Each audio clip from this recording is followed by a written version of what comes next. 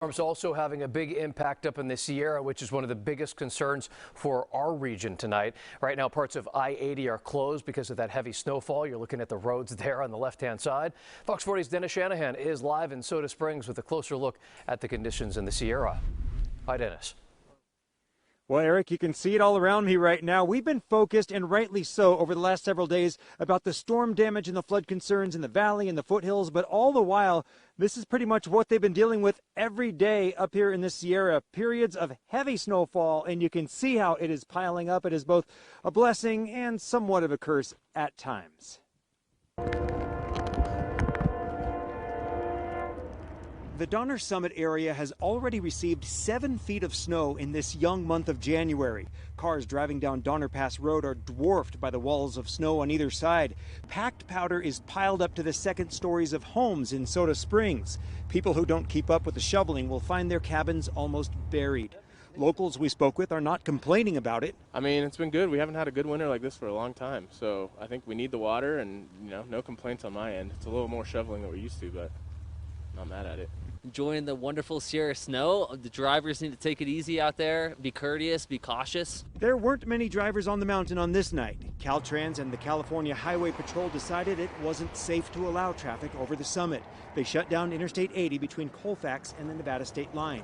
I got here like at 11:15, so they closed it like half an hour before. Vanessa DeLira dropped her daughter off at the San Jose airport and was hoping to get home to Reno. When we met her in Colfax, she'd already been waiting 5 hours for the interstate to reopen. What's the plan? Just wait it out? I think I should get a hotel now. Some drivers were perplexed by the closure. Yeah, I didn't know that, Caltrans let us through to give the public a look at the conditions up the mountain, and sure enough, near Donner Summit, we encountered poor visibility and heavy snowfall. The lack of traffic is giving plow drivers a chance to make the pavement safer for traffic. When we finally get a break in the weather, skiers and snowboarders will find conditions unlike anything they've seen in years. There were concerns about too much rain falling where it should be snowing during these recent storms, but above 7,000 feet, where most of the resorts are based, it has almost all been snow. And I checked Caltrans road conditions just before we went on the air, and sure enough, Interstate 80 is still closed between Colfax and the Nevada state line. Very easy to do. Google Caltrans road conditions or call 1-800-427-ROAD. If I accomplish one thing before I retire, so maybe about 15, 16 years, it'll be to impart the knowledge to people that there is a mountain in between the flatlands and Reno. I am serious. We ran into people, and I'm not calling out anybody specifically, but we ran into people in Colfax who just thought they could just drive up tonight. No problem. Didn't know this was going to happen, but it's happening a lot up here. Reporting live in Soda Springs, Dennis Shanahan, Fox 40 News. And Dennis, I don't know what your plans are, but man, from that snow behind you, 7 feet of snow at Donner Summit.